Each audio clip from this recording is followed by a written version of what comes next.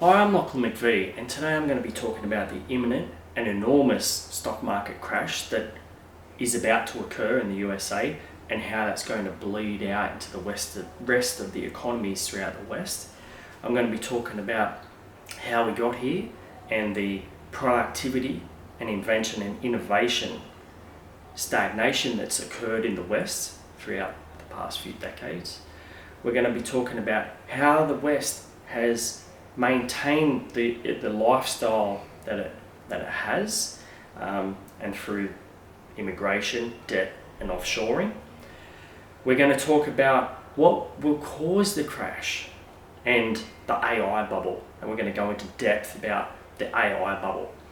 We're going to talk about what this is going to mean for the West and the other signs of basically civilization collapse that we need to address if the West is going to continue as a civilization. So we'll go firstly to the productivity and invention stagnation. So if you look throughout history, we'll go back to, let's say, 1870 to 1970, because this is when there was a boom in invention and innovation. So if you look prior to that time, there was incremental steps, but when you got to about 1870, there was an explosion in innovation and invention. And you basically went from people riding around on horseback and horse and cart, people mowing the fields with a scythe, the sailing ship, wooden sailing ship, and pretty rudimentary medicine. And after 1970, there was just this massive amount of invention and innovation that occurred in the West. And it led to widespread electrification, it led to mechanization, it led to massive breakthroughs in farming through combine harvesters and things like that. It led to widespread use of the motor car, space exploration, people were going to the moon. It led to breakthroughs in nuclear energy, you name it. There was massive breakthroughs during this period. And the productivity as a result skyrocketed. It went like this, and then it just went bang. So basically, when you go from mowing the fields with a scythe to enormous, combine harvesters doing the work of literally thousands of people, then you get massive productivity gains. Then you go from the period of 1970, and you looked around in 1970, and pretty much it was the world we live in today. There's been some changes, but not a great deal. So let's look at what people in 1970 didn't have compared to what we have today. So this is the past 50 years, and the breakthroughs really have been around computing, the internet, smartphones, social media. There was a couple of genetic breakthroughs and stuff like that, but it was largely the innovation and invention has been around the edges. It's went like this, and now it's rolled off, and we're getting the small incremental gains that you'd probably expect prior to 1870. They had small incremental gains over thousands of years, and then it went crazy, and now it's rolled over, and we're just getting small incremental gains again. So post 1970, what did the West do to try and maintain growth? And because you can actually see the growth in the West sort of went down, and it was only just growing 1 or 2%. And you compare that to developing nations who were catching up to the West, they had growth in the double digits for decades. And those countries have largely caught up now. I'll tell you a story about, I used to visit Vietnam. Started visiting Vietnam 20 years ago. When I first started going there, they were harvesting the rice with a knife, and now they use combine harvesters. They were plowing the fields with a buffalo, and now they use fertilizer and all the rest of it in tractors. So they've caught up, and you look at Vietnam today, it's pretty close to what we have here in Australia. compared to when I first started going there 20 years ago. So they've caught up very rapidly to where we are. But yeah, back to how the West maintained its growth. I would say there's three mechanisms: immigration, debt, and offshoring. So immigration, let's talk about debt first. So debt, it's probably been the single largest driver in Western economies. If the Western economies didn't run on debt, there would have been corrections occurring decades ago. And basically, they've kicked the can along down the road, and actually, as the debt builds higher and higher, inevitably there will be a correction. But the longer this goes, the worse the correction's going to be. So if they had have allowed a reset decades ago, it would have been a tiny little reset.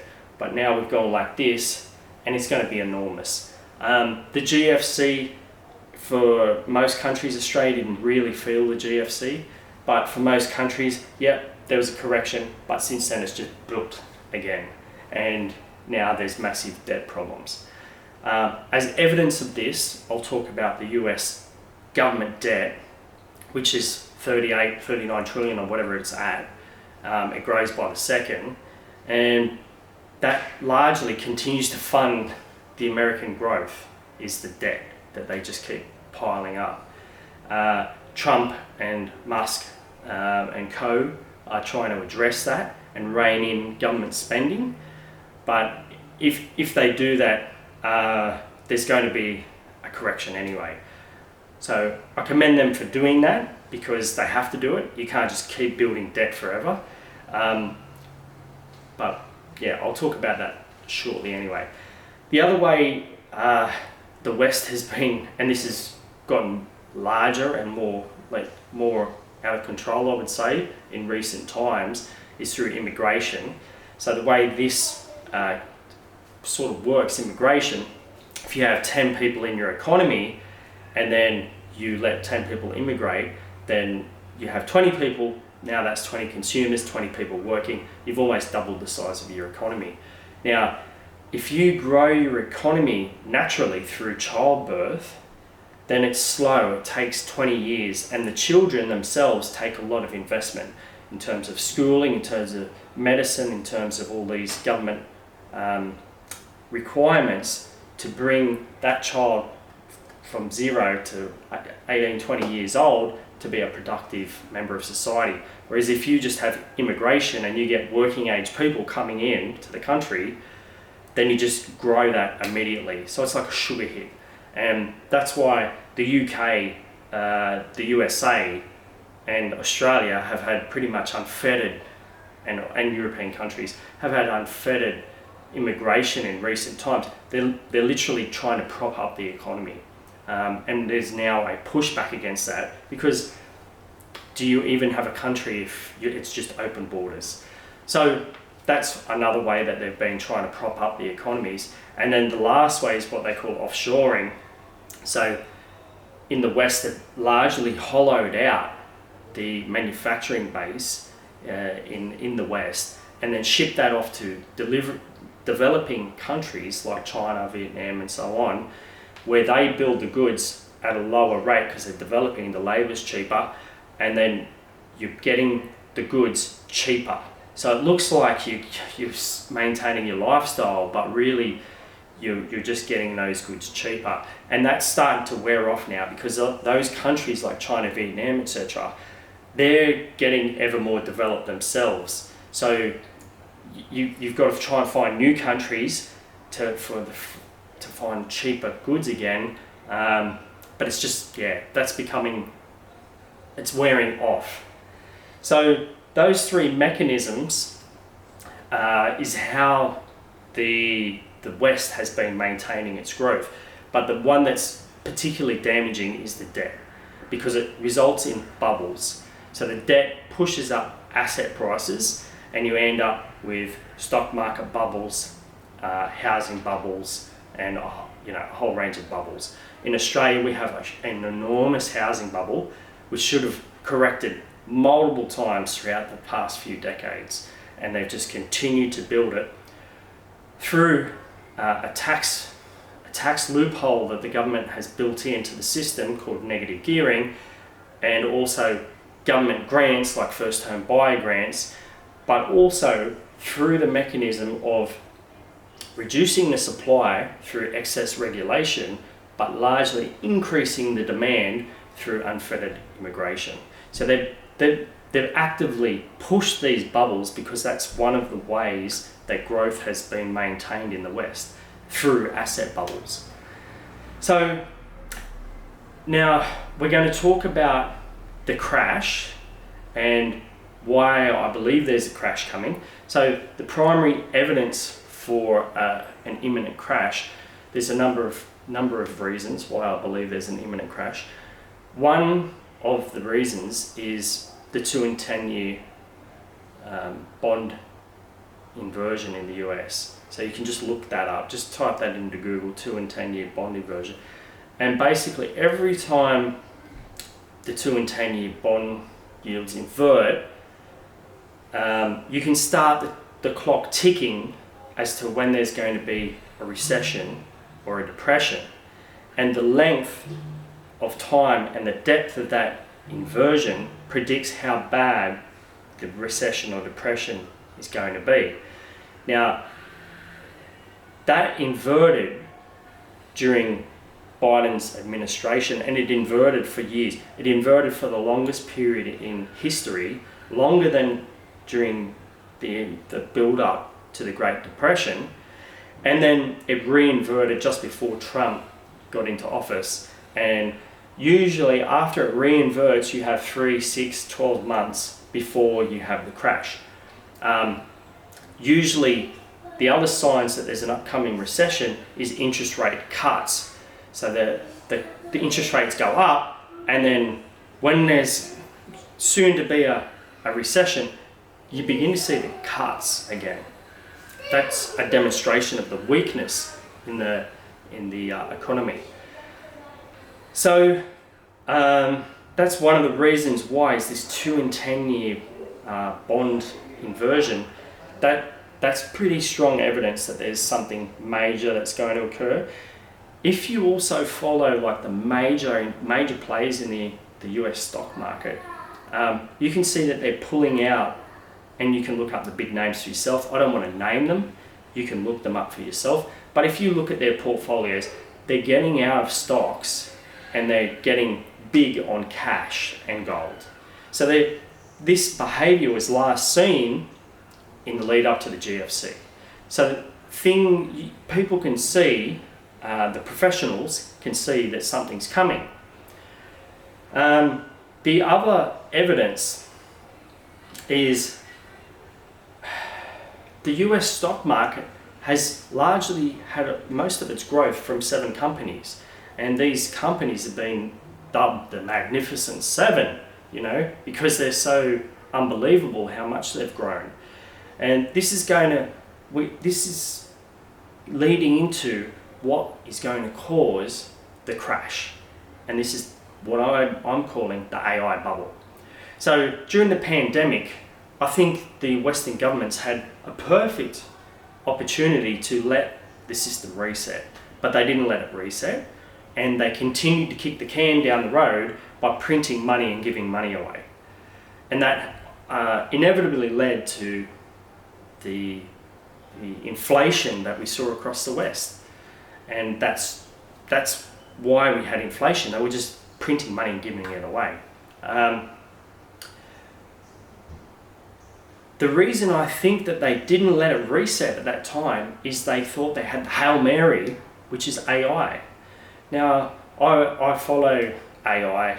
I've watched AI experts on podcasts, AI papers, AI. I'm pretty interested in this.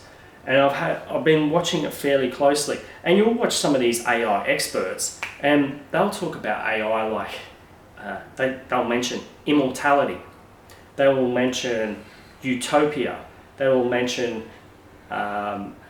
Industrial Revolution 2.0. They will mention 50 to 80% job losses in the next few years. So all of these things, these bold, massive claims, they talk about AI could potentially destroy humanity. Now, why I think this is a bubble, and this, I think a lot of these investors and a lot of the elites of the West have bought in, we're just on the verge of the Industrial Revolution 2.0 and another crazy uptick in innovation and invention and productivity growth. That's why they didn't let it collapse, because they think that's going to buy our way out of trouble. But it's actually a bubble. Why do I think it's a bubble? Okay. When ChatGPT first came out, and it was a massive shocking thing, there was some very bold claims made at that time that within 5 years we would see 50 to 80% job losses in a whole range of industries. Now, I have a lot of people that I know in a whole range of industries, and I can safely say there has not been anywhere near those claims. In fact, AI has had a marginal change in the productivity, and job replacement and job losses has not occurred, and the claims were that this would occur within 5 years. ChatGPT came out close to 3 years ago. We've only got a couple of years left for all of this to start to happen. I think there's going to be a realization that this isn't going to happen. Now, there's a few other reasons why I think AI is not all it's cracked up to be. Okay, but firstly, the claims, crikeys, that it's going to be almost godlike. Get a grip. The hype around this stuff is insane, and it just is not delivering. It has not delivered so far. So that's one of the reasons around AI, being a bit of a bubble. The second reason is AI itself, even if it is successful, it will lose its license to operate. Now, I'm going to tell you a story about a mine up in the Pilbara in Western Australia. That this is prior to AI. This is a fair while ago now. And basically, this mine, so it's a big open cut mine. It's a pretty simple operation. They got an excavator down the bottom digging. The truck comes in, gets loaded, drives back up the top, dumps off, comes back down, and you've got all these trucks going up and down.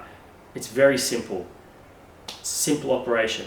And what this multinational corporation thought they'd do was, okay, it's a safe area, we've got no public access, with markers we can just program these trucks and take the driver out of the trucks and have the trucks drive down, get loaded and come back up.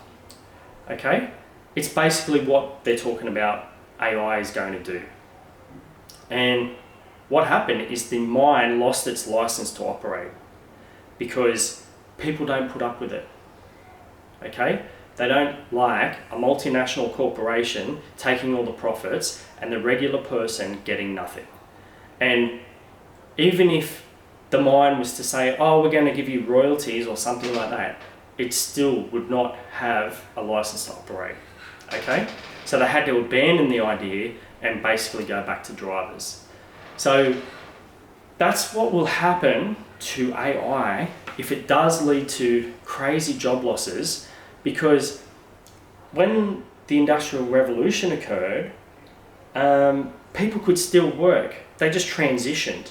But if you replace current workers in AI, there really isn't anywhere for them to go.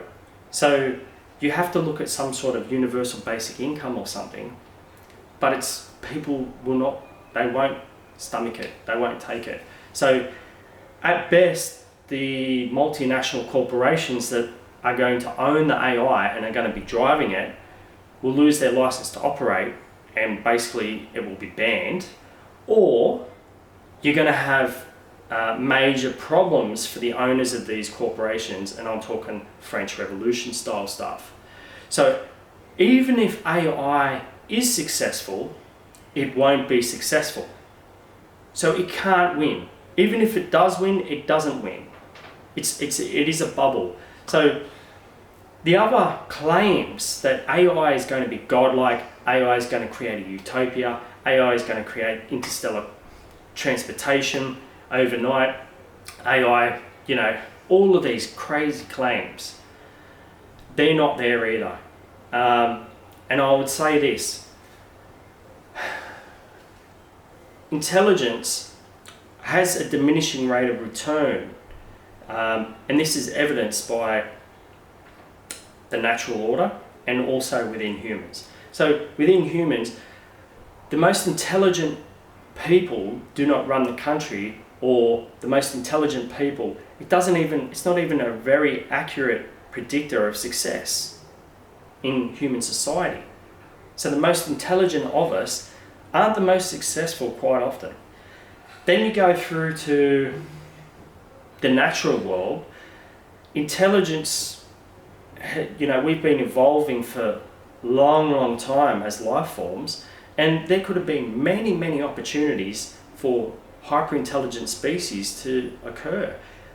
We have some intelligent species like dolphins and crows and things like that, great apes and obviously humans, but there wasn't hyper-intelligent species all throughout history. So there's actually energy in versus energy out equation, and it doesn't pay off like people think it's going to pay off. The same as intelligence, even for humans, for innovation and invention to occur, you actually need knowledge. It's not just intelligence. And the evidence for this is back in the Stone Age period, there would have been Albert Einstein's equivalents in the Stone Age period. But they didn't create, E equals mc squared back then because they didn't have the knowledge. So Albert Einstein created E equals mc squared because he stood on the shoulders of the mathematicians before him. So you need the knowledge base to build up. And just because you have something that's quite intelligent doesn't mean overnight you're just going to have all these inventions, because it's only going to be able to build on the knowledge base. Further to this, the invention and innovation stagnation, people think that innovation and invention is like this linear line that just keeps going up and it goes to infinity and beyond. And after looking at this carefully, I don't believe that's the case. In fact, the curve was slow, went up exponentially, and now it's rolled off like this. And I think that's how things actually work with innovation and invention, because humans don't actually create anything. We just harness and manipulate what's already in the natural environment. So, for example, electricity. Electricity is a natural phenomena. We don't create the electrons. We don't create atoms. We don't create anything. There's not a vacuum and humans go, bang, we're going to create something. We just manipulate and harness what occurs in the natural environment. So if you look through, you can go, okay, in the natural environment, there are phenomena, and then is there an invention that relates to that natural phenomena? And when you look through the natural world now, pretty much all of the phenomena are actually exhausted. So if you go, okay, there's lightning, there's electricity, there's a phenomena in the natural world, electricity. Do we have an invention around that? Yes, we do. Okay, there's light. There's light, natural phenomena, it comes from the sun and the stars. Is there an invention around that? Yes, we have an invention around that. Okay, there's a phenomena called flight, birds do it. Is there an invention or innovation around that? Yes, there is, we have flight. And you look through and there is all of these inventions around natural phenomena. And we basically have gotten all of the low-hanging fruit, which is why the innovation and invention is now just playing around the edges and incremental in its nature now. And even if you get something that's intelligent, it's playing within the same limits as what we are. And there isn't just these crazy breakthroughs that, okay, we're going to have immortality and we're going to have this and that. it's going to be incremental and around the edges just as much as what we have, albeit it possibly could do it quicker, but it's not going to be Industrial Revolution 2.0. So for all of these reasons, there's going to be a realization soon, and I think it's imminent, because these bold claims of 50 to 80% job losses haven't even come slightly to fruition, and there's a realization that AI is not all it's cracked up to be, and there's going to be a major correction in the Magnificent Seven. That's going to be the stock market crash. From that, we're going to see all of the other asset bubbles throughout all of the Western world that have been maintaining the growth unravel, and we're going to see the largest crash in the history of the West. It's going to be bigger than the Great Depression, and the 2 and 10-year bond market demonstrates that. Okay, so that's the full mechanisms for how this is going to be unraveling. So what's this going to mean for the West? I think Trump and his cohort are trying their best to fix the structural problems that the US economy has. But I think it's going to be too little too late. And Trump has actually called a hospital pass. So this thing's already baked in, this crash that's coming. And look, if he can hold things together through the crash and it can come out the other side, I think it could come out better out the other side. But we're talking about a long and sustained crash into a society that is deeply divided as it is. It's on the verge of civil war, and I'm not confident that Trump, he represents over half the US population, but not all the US population.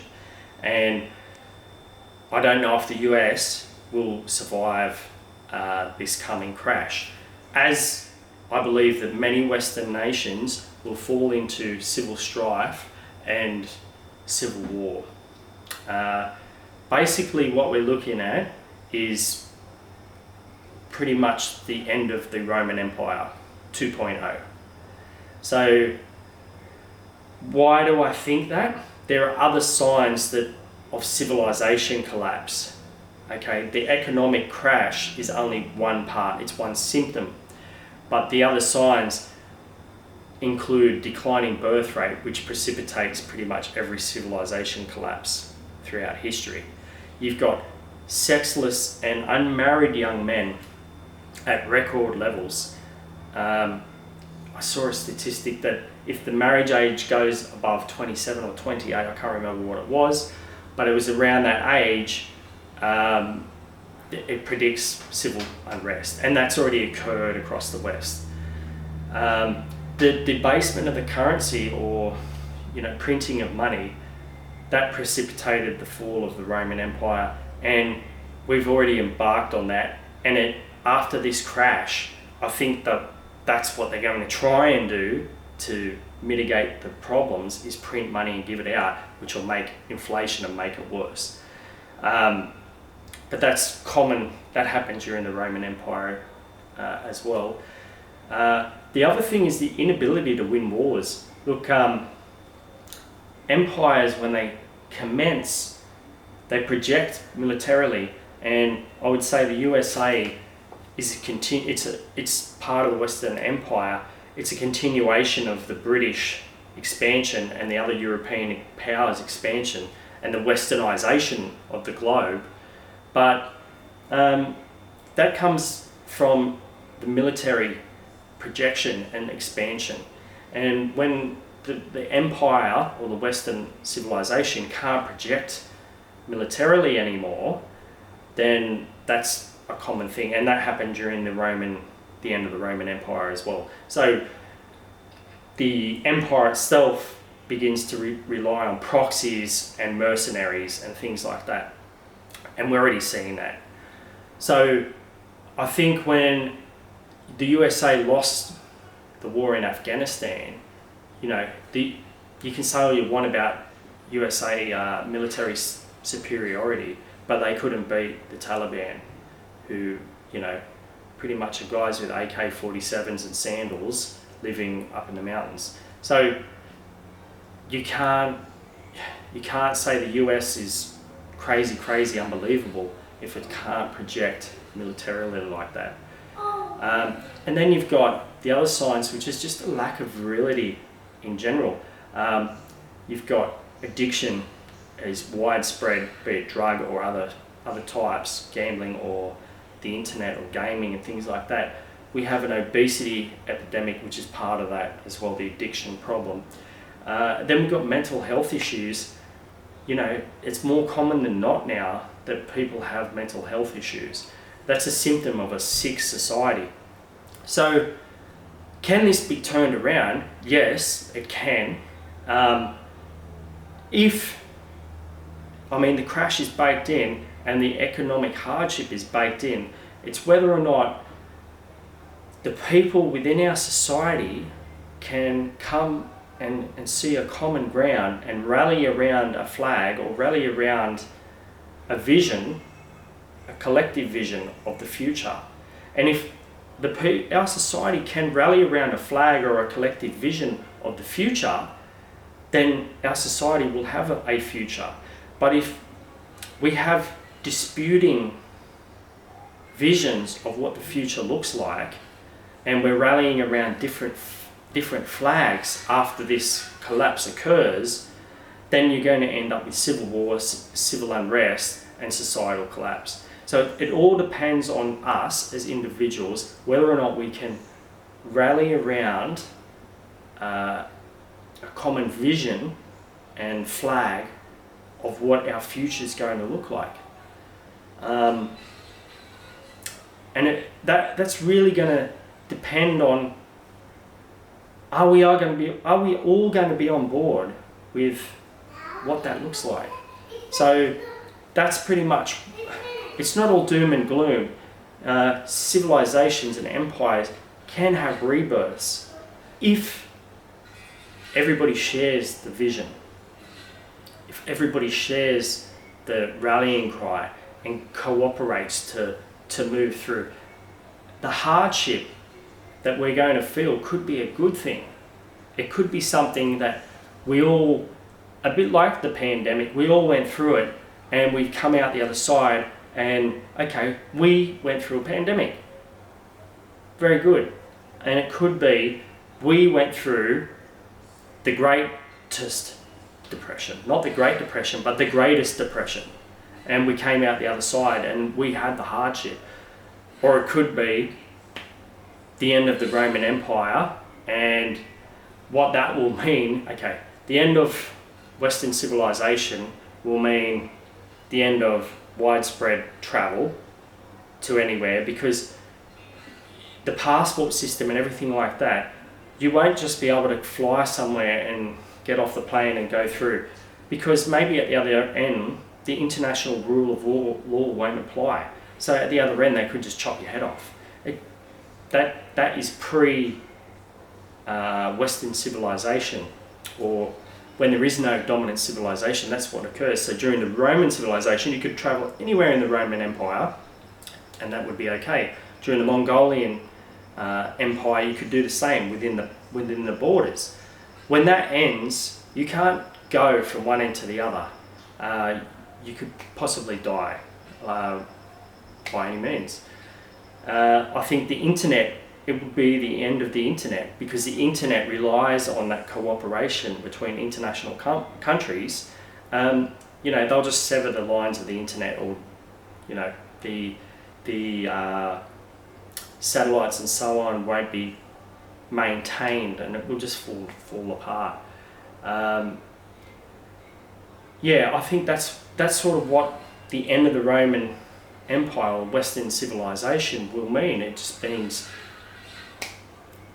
the trade won't occur anymore, and the rule of law itself will collapse largely.